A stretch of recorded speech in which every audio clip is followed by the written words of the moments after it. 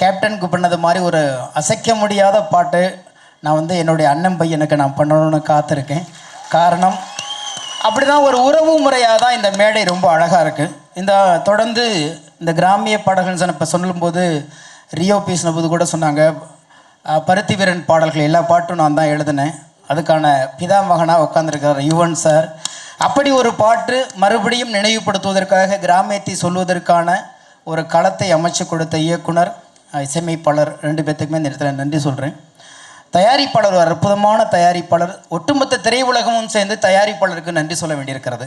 எங்கள் வீட்டு பிள்ளைக்கு ஒரு மிகப்பெரிய ஒரு தயாரிப்பை இங்கே தொடங்கி இது கூட கேப்டன் மீது உள்ள அன்பு தான் நான் நினைக்கிறேன். ஏன்னா நீங்கள் நினச்சிருந்தீங்கன்னா இந்த பணத்தை அல்லது இந்த ஒரு இன்வெஸ்ட்மெண்ட்டை பெரிய ஹீரோக்கள், இன்னும் முகம் தெரிந்த ஹீரோக்கள், வேறு ஹீரோக்கள், வியாபாரம் நடக்கக்கூடிய ஹீரோக்களை வச்சு நீங்கள் எழுதியிருக்கலாம்.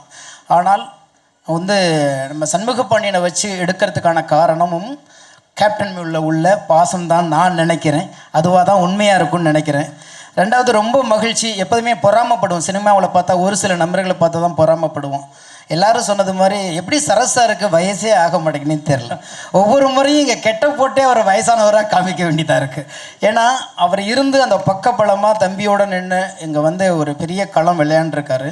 இயக்குனரை பற்றி சொல்ல வேண்டாம், அவர் தொட்டதெல்லாமே ஹிட்டு, எல்லாமே கமர்ஷியல் தான்.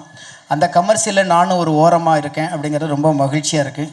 அதை மீறி அண்ணி உட்காந்துருக்காங்க. உண்மையிலேயே கேப்டனுடைய மறு உருவமாக தான் இன்றைக்கி தொண்டர்களையும் சரி ரசிகர்களையும் சரி அவங்க அனுசரிச்சுட்டு போகிறாங்க. ரொம்ப அன்பானவங்க. அவங்கக்கிட்ட பேசுனீங்கன்னா ரொம்ப ஆள் தான் வந்து எல்லாருமே வந்து மனசு மாதிரி உயரமாக இருப்பாங்களே தவிர மனசு வந்து ரொம்ப குழந்த மாதிரி, உருவத்தில் தான் உயரமாக இருப்பாங்க, மனசு ரொம்ப குழந்த மாதிரி. அவங்க ஒவ்வொரு முறை தம்பி நல்லா இருக்கீங்களான்னு கேட்கும் போதெல்லாம் எனக்கு கேப்டன் கேட்குறது மாதிரியே அவங்க வந்துக்கிட்டே இருக்கும். கேப்டன் எங்கே பார்த்தாலும் கேட்பார். அவர் கூட ஒரு 6-7 படங்கள் நான் வேலை பார்த்துருக்கேன். முதலாக இன்றைக்கி வந்து ஏறத்தாழ ஒரு 35-40 நாடுகளுக்கு நான் பறந்து வந்துட்டேனாலும் முதல் விமான பயணமே கேப்டன் சாருக்கு எழுதின வாஞ்சிநாதன் படத்துக்காக தான் முதல் விமான பயணமே போனேன். அது மறக்க முடியாது. இங்கேருந்து மும்பைக்கு கார்த்திக் ராஜா மியூசிக். அதில் ஏன் இதெல்லாம் சொல்கிறேன்னா அவ்வளோ நினைவுகள் அவரை பற்றி பேசிக்கிட்டே இருக்கலாம்.